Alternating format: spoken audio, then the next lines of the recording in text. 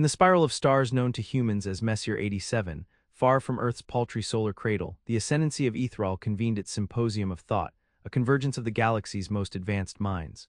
The Ethrali were an elder species, scaled and silver-blooded, minds honed by centuries of hyperlogical refinement. Their civilization had long purged itself of what they deemed primitive: emotion, chaos, hunger, instinct. In its place, they installed pure cognition, systems of thought optimized for strategic equilibrium. They did not war, they maneuvered; they did not feel, they calculated, and for over 5,000 years none had challenged their intellectual dominion. But now the humans had arrived. They came not with weapons, though they possessed them, nor with fleets of post-quantum craft, though their ship, a single one, had somehow pierced deep into the Ethral's territorial sanctum. No, they brought a delegation of thinkers, artists, soldiers, and one cultural xenoanthropologist named Dr. Amira Chen. She was not the leader, but it was she the Ethral would remember. The invitation had been extended grudgingly. Humanity's abrupt emergence onto the galactic stage, following their reverse engineering of a derelict Velara gate system, had unsettled the symposium. They had leapt from barely lunar to interstellar inside 3 Earth decades. That rate of adaptation wasn't just unprecedented, it was dangerous. So the Ethral did what they always did with potential variables: they observed. Dr. Kasharn of the Ninth Spiral, an intellectual executor of the symposium, stood silently on the obsidian platform as the human vessel Argonaut descended through the coral spires of the floating city of Velcare. His mind, interfaced with 1,000 other scholars through a neural lattice, pulsed with disdainful curiosity. He had studied human transmissions for years, dissecting them with clinical contempt. Their art, their wars, their messy philosophies, their emotion-riddled logic, inefficient, unstable, unworthy of higher discourse. The humans disembarked, eyes wide, bodies shrouded in a mixture of ceremonial attire and practical gear. Ambassador Groves extended a formal greeting, but it was Dr. Chen who stepped forward after, seemingly oblivious to the hierarchy. "This place sings," she said quietly, staring at the latticework towers veined with bioluminescence. "Your architecture speaks in harmonics. Is that intentional?" Kasharn regarded her. "The structural frequency is tuned for atmospheric flow efficiency. Aesthetic interpretations are a side effect." Chen tilted her head. "But you don't design for beauty. Beauty is a subjective relic of primal brain structures. We evolved beyond such needs." She smiled, not as a challenge, but with that maddening human sincerity. Fascinating. The symposium's first days were tests, dialogues designed to measure human cognition, to expose the inadequacy of emotion-based logic under pressure. The Ethral layered simulations with moral paradoxes, data floods, socio-historical dilemmas that could paralyze a mind if not processed purely rationally. The humans faltered at times. They debated among themselves, disagreed, compromised. But they did not break. In fact, they asked counter-questions. Theologian Malik Sharif demanded to know the ethical frameworks that had justified Ethral's social engineering. Mathematician Corinne Vale proposed new variables that none of the elder species had accounted for in chaos probability models. And Dr. Chen, in session after session, kept asking the same unscientific questions. Why does it matter that you're correct if no one remembers why they should care? The Ethral were unsettled, though they refused to admit it. Among them, shame was a foreign concept. They had no word for it, but the lattice registered a cognitive disruption, a dissonance spreading through the network. Kasharn felt it like a splinter in thought. On the 4th day, during a forum on the philosophy of governance, Dr. Chen stood before the panel and asked a question that would ripple through the Ethral consensus like a gravitational fracture. "You claim that emotion is a liability, that it led your people to near extinction before you purged it. But how do you explain the Great Silence? Why, after reaching such intellectual supremacy, have you not created? Why have you not dreamed anything new in over 1,000 cycles?" A hush fell. The term Great Silence was taboo, even among the Ethral. Kasharn's mind reeled, but his tone remained still. Innovation has plateaued at a sustainable equilibrium. Growth for its own sake is inefficient. Dr. Chen stepped forward. "No, it's not that you stopped growing, it's that you stopped feeling the need to grow. Fear of chaos, grief, awe, longing, you labeled those things weaknesses, but they're the engine of every leap we've ever made. You've sterilized your civilization, and now you're stagnating in the quiet decay of certainty." For a long time, no one answered. Later that night, Kasharn retreated to the inner sanctum of his thought chamber. There, alone for the first time in decades, he reviewed human footage without the lattice unfiltered, images of their history, sounds of their music, a recording of a human mother crying while holding her child in a ruined city, a soldier screaming over a fallen comrade, a scientist laughing in disbelief at the detection of the first exoplanet with atmospheric biomarkers. He did not understand what he felt, but he knew it was not equilibrium. The next morning, the symposium chamber pulsed with latent tension. The ethereal, for all their intellectual detachment, were reacting. The dissonance had grown, and humanity, still unaware of what they had triggered, prepared for the final debates. Dr. Chen, meanwhile, wandered alone through the perimeter spires, listening to the faint harmonic vibrations in the tower walls. She placed her hand against the living alloy and whispered, not knowing Kasharn watched her through silent surveillance. "I think you're lonely," she said softly, "and I think you don't know what that is." The surveillance feed went dark. Kasharn severed the neural lattice. And in the isolation of silence, he began to ask a question. Not one of logic, but one of self. Kasharn did not sleep, for the ethereal had long ago discarded the biological inefficiencies of dreams. But as he sat alone in the sanctum of his thought chamber, severed from the lattice's cool certainty, his mind produced strange sensations, unbidden memories of past debates, echoes of laughter he had once found illogical, even warmth. It was not rational, it was not designed, and it would not go away. He ran diagnostics, his neural harmonics were intact, his cognitive pathways uncorrupted, and yet beneath every thought there lingered a shadow of uncertainty, an anomaly he dared not name. The humans had returned to their quarters in the embassy spire. Surveillance continued, though less overt.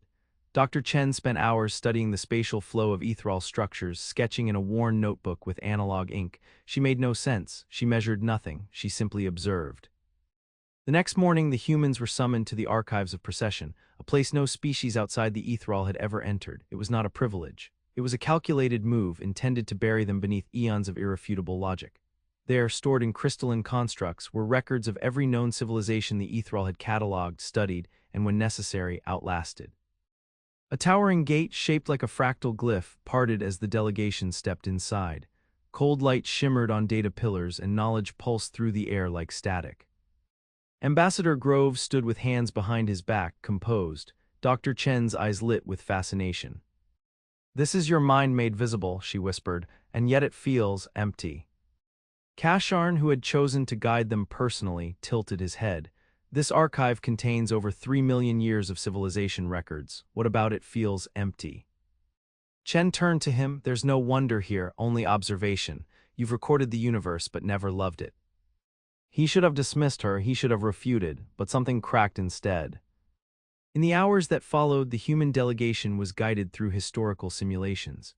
They watched the rise and fall of 1,000 empires, each documented in stark, clinical precision. Most collapsed by entropy, others by war. Some imploded from philosophical paradox. The humans asked questions not about data, but about choices. Why did they resist integration? Why did you choose not to intervene during this planetary genocide? What gave you the right to let them die naturally? Kasharn answered each query with algorithmic precision. Intervention introduces variables that compromise observational integrity. All civilizations must pass the equilibrium threshold or perish. Dr. Chen stared at a visual record of the Iternarii, a species of empathic songweavers who died when their sun collapsed. They had no weapons, no defenses, but they had written symphonies that altered neurological structures. "You let them vanish," she said, "because they weren't useful." Kasharn narrowed his eyes. They failed to meet sustainability criteria. "But you heard their songs, didn't you? You archived them." He said nothing. Later, in the silence of his chamber, Kasharn replayed the Iternarii songs. At first they were patterns, harmonic algorithms, but layered beneath them were tonal shifts too subtle to code. Regret, hope, sorrow. He trembled. For the first time in 4 centuries, Kasharn trembled. Elsewhere in Velcare, tensions brewed. The neural lattice, the collective cognition, was fragmenting. Minor ruptures in logical consensus emerged. Scholars debated in increasingly sharp cadences. The lattice AI moderators flagged anomalies in reasoning cycles. Discourse drifted. Emotion, even in nascent forms, crept into the currents of shared thought. The human presence was blamed, but not directly. The ethereal had no language for blame, only variables of causality. Still, several factions called for the experiment to end. "Extract the humans," said Advisor Thikun, whose mindstream pulsed with perfect clarity. "They infect discourse." "They introduce instability," agreed another.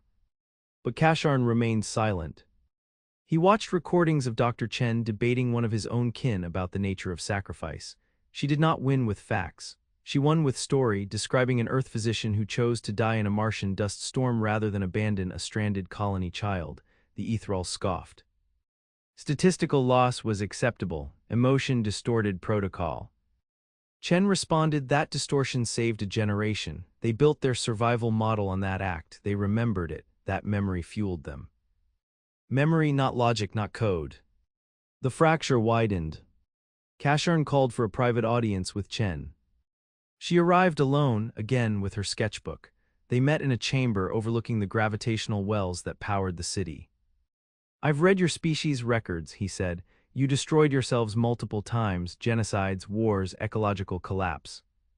She nodded, and we survived all of them, sometimes barely, but survival without learning isn't progress. That's what we fight for, the learning. He gestured to the city. We learn perfection. She walked to the edge, staring down into the churning energy fields. Then why are your people afraid of us? Cashern's answer died in his throat. Chen looked at him, really looked. You think emotions are weakness, but you feel something now, don't you? You feel uncertainty, you just don't have a name for it. I do not, he began, but the words caught. She didn't press, she simply handed him a page from her sketchbook. A charcoal rendering of the Idernari's sun, bursting with chaotic beauty, its death spiral inked in bold, defiant strokes. They sang as it died, she said, not because it would change the outcome, but because they refused to let the silence win. Cashern held the page, and something in him ruptured. A memory not his own rose, a composite from 1,000 minds, an echo of a time before the purge, when the Ethereal still painted walls and grieved their dead. I remember, he said, so faintly it could have been thought. And then a rupture. The neural lattice spasmed. The city lights flickered. Across Velcare, Ethereal scholars fell into spirals of disrupted logic, arguing contradictions aloud, some breaking into vocalized emotion, shouting, pleading, even weeping without understanding why. The symposium convened an emergency. The humans were confined to their quarters. Cashern was summoned to face judgment. He went willingly, the sketch page still clutched in his hand. The grand chamber of consensus, once a sanctuary of unbreakable clarity, now buzzed with unease. Not sound, there was no shouting, no physical confrontation. The Ethereal still moved with grace and spoke with precision, but the lattice was no longer uniform. Every thought stream carried echoes of divergence. Rational pulses collided, fragmented, and forked. At its center, Cashern stood alone. He did not kneel nor offer defense. That was not the way of the Ethereal. Instead, his presence, unlatticed, unpredictable, was itself a disruption. On the curved observation balcony above him, the 9 executors observed through folded light interfaces, their minds linked in fragile cohesion. You severed from the lattice, one intoned, without authorization. I required isolation for clarity, Cashern replied. Your thoughts now breach established doctrine, another said, its voice sharper.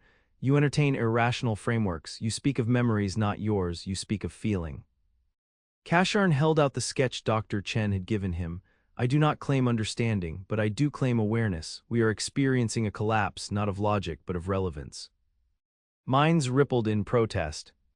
Cashern continued. We have reached equilibrium, but we mistook stillness for peace. We have not adapted in over 1,000 cycles. Our last innovation was the lattice itself. Since then we have only observed, dissected, preserved, never dared, never wondered if the universe still has more to say. This is sentiment, the central executor snapped. A byproduct of emotional infection, you are compromised. Cashern raised his voice, not louder but deeper. Then answer me, what do we fear about the humans? Their weapons are primitive, their biology chaotic, their systems unstable, and yet we are destabilized by ideas they have not even forced upon us. No one answered. Above, a glimmer of doubt passed through one executor's auric pulse. That was all it took. Fractured doctrine, long sealed in theoretical archives, was reactivated. It was the failsafe protocol for systemic deviation, containment, segregation, potential dissolution of infected logic strata, in essence, purge. The decision had not yet passed, but the chamber felt it coming. Word spread through the spire cities of Velcare. The humans were under silent quarantine, observation drones doubled, internal communications were throttled, but the Ethereal were not unified. Cracks spread across the mental lattice. Isolated scholars began disengaging from consensus voluntarily or not. Some called it the schism. Others whispered a more ancient word, one buried in the pre-lattice dialects. Karathine. A longing, a mourning, a yearning for what was lost. Inside the human quarters, Ambassador Groves paced while Malik Sharif recited fragments of the Quran to himself for calm. Dr. Vale was trying to bypass drone surveillance with a makeshift electromagnetic pulse generator composed of food tray circuits. But Dr. Chen stood still at the window, watching the light ripple along the city's veins like breath beneath alien skin. "We've triggered something they buried a long time ago," she said. Groves turned sharply. "We might also have triggered our own execution. There's no diplomacy when they stop thinking in consensus." Chen didn't look at him. "That's the point. Consensus is the problem." She turned, her face calm but fierce. "We don't win this by proving our superiority. We win by proving that evolution isn't about perfection, it's about struggle, about the will to change." In the outer districts of Velkir, a minor archivist named Lethka, disconnected from the lattice 2 cycles prior for health recalibration, accessed unauthorized neural drift logs. She watched as Kasharn severed from the collective. She saw the sketch pass to him. She saw his mind fracture, but instead of collapse, it expanded. And she felt something inside her shift. Opened a locked memory chamber. Within it, her ancestral forerunner's audio relics still survived, sonic impressions of emotion before the purge of feeling, a child's laughter, a mother's morning chant, the heartbeat of an ethereal warrior before charging into battle. She listened for 10 straight cycles, unmoving. Then she did something unthinkable. She sent a pulse message across the neural underground, an outlawed resonance code once used during the collapse of the 8th spiral. It was a summoning call. To those who still remembered what it meant to feel. The fracture grew. In distant Spire districts, Ethereal began experimenting. One synthesized a simulation of love based on Terran literature and claimed it altered her perception of time.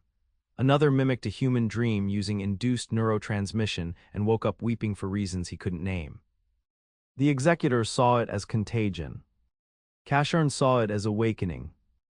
Dr. Chen, still under isolation, finally received a covert message, a sequence of symbols carved into her chamber wall, forming a word in ancient Ethereal, Karathine. She smiled. That night a deep tremor rocked Velkir, not seismic but energetic. The lattice AI attempted to stabilize the fracture. It failed. And from the thought chambers below the city, a choir of disconnected Ethereal, led by Lethka, sang the Aeternari death hymn. The same one that had played as the stars collapsed. But this time they altered the ending. This time the song rose. And the city wept with light. The purge protocol was initiated. Kasharn, now marked for dissociation, escaped with aid from unknown nodes. He carried only 2 things, the human sketch and the forbidden phrase etched into his neural flesh. He was going to find Chen. He was going to tell her what he now understood. That shame was not a weakness. It was the proof of memory. And memory was the first step toward rebirth. The city's sky fractured in ribbons of synthetic light. Velkir's harmonic towers dimmed and pulsed erratically as the lattice strained against itself. For a species that had engineered stillness as a virtue, the turbulence was catastrophic, not in destruction but in disruption. Certainty bled out of the air itself. Within the Citadel's security strata, human delegates were being transferred under high-mind escort, their escorts, neural pulses erratic with conflicting directives. It was not war, not yet, but it was the closest the Ethereal had come to chaos in millennia. Kasharn moved like a shadow through service conduits beneath the central archive route. His neural signature, once a beacon of logical stability, was now cloaked in erratic cognitive interference. The rogue sympaths, those who disconnected willingly from the consensus, had armed him with subharmonic cloaking and an old code, a pre-lattice protocol for emergent autonomy. It was built not for rebellion, but for preservation in the face of extinction.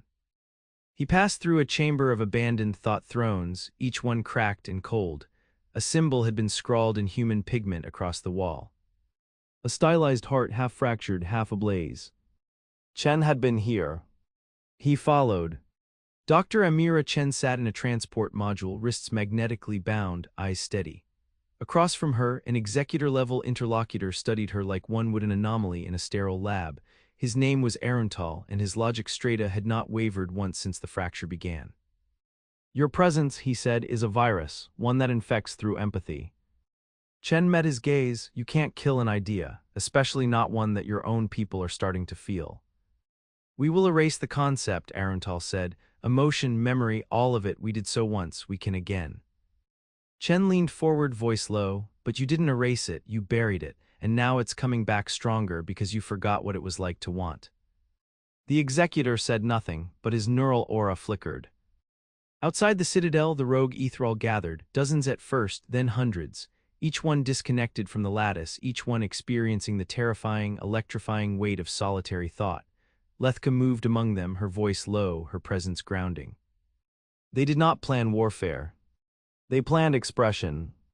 In the ruined amphitheater once used for synchronized thought rituals, they set up harmonics outside the lattice range. Crude, improvised, alive, they broadcast emotion, not words, not declarations, but pulses of grief, hope, and longing using the old precognitive symbology. Across the city, ethereal minds heard them and felt them. And something ancient began to awaken in the foundations of Velcare.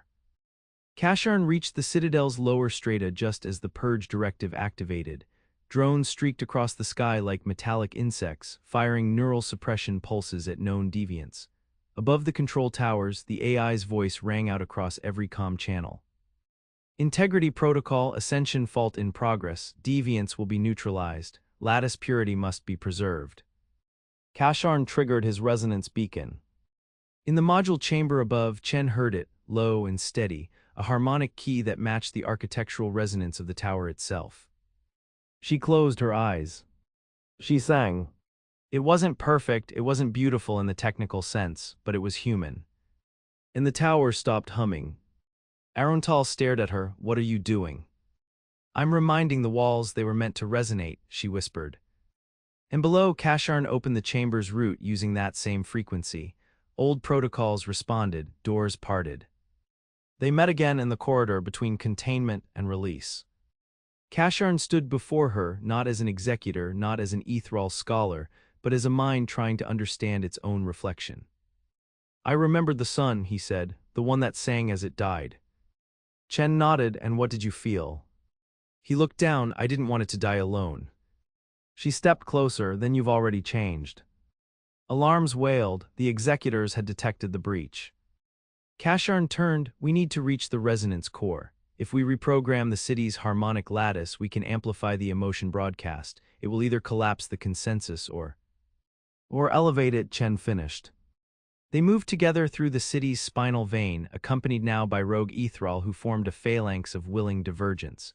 They weren't soldiers. They were philosophers, archivists, once mute dreamers who had found a voice. As they neared the core, the lattice surged against them. Automated defenses activated. Neural implosion pulses rained down like light daggers. And that was when humanity showed its real strength. Not in firepower, but in unpredictability. From above, a stolen human shuttle, piloted recklessly by Kareen Vale and Malik Sharif, dropped through the shielding fields and crashed directly into the defense grid. It didn't destroy the lattice, but it fractured the targeting arrays just long enough for the insurgents to reach the core gates. Kasharn stepped forward and laid his palm on the interface. It denied him. He turned to Chen. It requires a mind that feels. That's what the failsafe was for. It was never meant to be used by us until now. She placed her hand atop his. He closed his eyes. The core opened. In the moments that followed, everything changed. The harmonic broadcast activated not as a command, not as a virus, but as a story. It told the tale of the Aeternari, of the fall of memory, of the return of longing. It played human laughter, human cries, the sound of a heartbeat amplified through a dying star. And the lattice, centuries old, built to silence chaos, heard its own origin song. One it had forgotten. It cracked. Across the city, ethereal fell to their knees. Some sobbed, some screamed, but most simply remembered. Not facts, feelings. And those feelings, so long buried, shamed them. For what they had lost. For what they had done in the name of control. For the civilizations left to die because emotion was inconvenient. Kasharn wept without knowing the word. Dr. Chen stood beside him and watched the city collapse, not into ruin but into rebirth. The last executor sent a final signal. Not to suppress, but to submit. We yield. In the void above Velkir, the stars remained unchanged. But on the surface, a civilization was being reborn. The symposium dissolved. In its place, a new Concord was forming, not bound by logic alone, but by memory, emotion, and the will to learn from the broken pieces. Humanity had not conquered. They had reminded. And in doing so, made the galaxy feel shame not as weakness, but as the price of forgetting what made minds alive. The city did not burn. It sang. Velkir, once a monument to sterile perfection, now shimmered with new colors, subharmonics blooming through the lattice like wildflowers breaking through concrete. Light no longer pulsed in rigid rhythm but in layered harmonies that shifted with each inhabitant's state of being. The consensus was gone. The lattice had not been destroyed but reshaped, its architecture now interfacing with what it had once purged: sensation, intuition, doubt. In its place, the memory accord was formed. It was not a council, it was not a hierarchy. It was a framework of minds, ethereal and human alike, engaged in continuous exchange, not for control but for understanding. Each node in this accord had the right to disengage, to pause, to feel, and be acknowledged. The accord did not promise efficiency. It promised meaning. Kasharn stood at the edge of the resonance core, now repurposed as an open node of shared memory. His silvered skin, once flawless and mirror-smooth, bore now the faint, living tracery of bioemotive pathways, an innovation born from human neural interface research and ethereal harmonics. He had become something neither fully ethereal nor alien to what they once were. He had become new. Dr. Amira Chen approached slowly, her steps echoing through the chamber, barefoot across a floor that hummed in warm tones beneath her. She wore no badge, no official seal. In the accord, titles no longer determined voice. "Do you regret it?" she asked. Kasharn took a long breath, eyes on the data pool where once only logic flowed. Now it shimmered with images: a weaver's loom from Earth, a child's drawing from a quarantined moon, an Itinerary spiral poem rendered in sonic glyphs. "No," he said, "I only regret that we waited so long to hurt." Chen tilted her head. "You wanted to hurt." "I needed to," Kasharn replied. "To understand shame is to remember our capacity to harm. Without that, we only evolve away from ourselves." Above them, the atmosphere shimmered as the last of the purge directives were rewritten. The executors who survived no longer ruled, they listened. Some stepped away entirely, unable or unwilling to change. The accord let them go. Others chose silence not as retreat but contemplation. Humanity's delegation, now expanded, did not return home. They became liaisons, teachers, and sometimes students. Earth itself had changed in response to the event. Across the Sol system, new initiatives launched to preserve emotional memory, not just in art and literature, but in infrastructure and technology. Emotion as integral, not ancillary. The United Terran Assembly established a standing invitation to all ethereal: come to Earth, not for diplomacy, for empathy. Some came, and they wept. On the edge of known space, an old survey probe, ethereal in origin, long dormant, reactivated. It had been part of the old expansion wave, left to catalog primitive stars. But when the harmonics reached it through the Accord's widecast transmissions, it began transmitting something back. A signal, not coordinates. A melody, wordless, but longing. The Accord responded not with a fleet, but with a message written in hybrid symbology: "We hear you, we remember." Dr. Chen stood one last time at the observation bridge of the newly built Conquered vessel Seraphim Wind, watching the curve of Velkir beneath.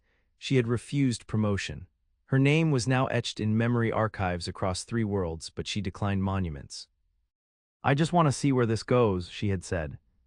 Kasharn joined her, no longer armored in knowledge, but cloaked in curiosity.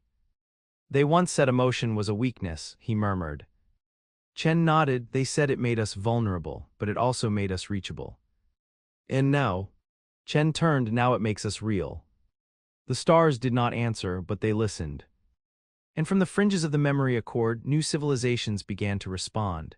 Civilizations that had hidden behind logic or war, now intrigued by a species that rose not through dominance but through disruption, through vulnerability, through the terrifying strength of being willing to feel. The shame the ethereal had denied was now their first monument to rebirth. Not a statue. A question. What else have we forgotten to remember? And beside that question, written in 2 hands, one human, one ethereal, was a declaration not of power but of purpose. Emotion is not weakness. Emotion is the bridge. And through that bridge the galaxy changed. Forever,